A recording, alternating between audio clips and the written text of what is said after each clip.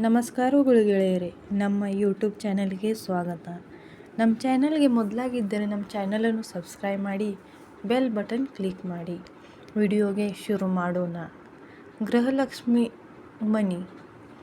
ರಾಜ್ಯದಲ್ಲಿ ಅನರ್ಹರ BPL ration card ಅನ್ನು ರದ್ದು ಮಾಡುತ್ತಿದ್ದು, ಇದರಿಂದ ರಾಜ್ಯ ಕಾಂಗ್ರೆಸ್ ಸರ್ಕಾರದ ಗ್ಯಾರಂಟಿ ಯೋಜನೆಯ ಒಂದಾದ ಗೃಹಲಕ್ಷ್ಮಿ ಯೋಜನೆ 2,000 ರೂಪಾಯಿ ಹಣ ಕೂಡ ರದ್ದಾಗಲಿದೆ ಎಂದು ಹಲವು ಮಹಿಳೆಯರು ಆತಂಕದಲ್ಲಿದ್ದಾರೆ.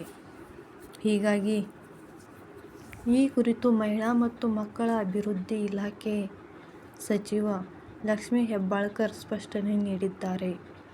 ಹಾಗಾದರೆ ಏನಿದೆ ಸ್ಪಷ್ಟನೆಯಲ್ಲಿ ಎಂಬುದರ ಕುರಿತು ಸಂಪೂರ್ಣ ಮಾಹಿತಿ ಇಲ್ಲಿದೆ ನೋಡಿ. ಲಕ್ಷ್ಮೀ ಹೆಬ್ಬಾಳ್ಕರ್ ಸ್ಪಷ್ಟನೆ ಹೀಗಿದೆ ನೋಡಿ. ತೆರಿಗೆ ಪಾವತಿಸುವವರಿಗೆ ಮಾತ್ರ 2,000 ರೂಪಾಯಿ ಬರುವುದಿಲ್ಲ. BPLಗೆ ಅರ್ಹವಲ್ಲದ ಕಾರ್ಡ್ಗಳನ್ನು ಮಾತ್ರ APLಗೆ ಬದಲಾವಣೆ ಮಾಡಲಾಗಿದೆ. BPL ಕಾರ್ಡ್ APL ಆಗಿ ಬದಲಾಗಿದ್ದರೂ ತೆರಿಗೆ ಪಾವತಿಸಿದರೆ ಗೃಹಲಕ್ಷ್ಮಿ ಹಣ ಬರುವುದಿಲ್ಲ. ತೆರಿಗೆ ಪಾವತಿಸದಿದ್ದರೆ ಮಾತ್ರ ಹಣ ಖಾತೆಗೆ ಜಮಾ ಆಗಲಿದೆ ಎಂದು ಹೇಳಿದ್ದಾರೆ. ರಾಜ್ಯದಲ್ಲಿ BPLಗೆ ಅರ್ಹವಲ್ಲದ ಸುಮಾರು 80,000 ಕಾರ್ಡ್ಗಳನ್ನು APLಗೆ ವರ್ಗಾವಣೆ ಮಾಡಲಾಗಿದೆ.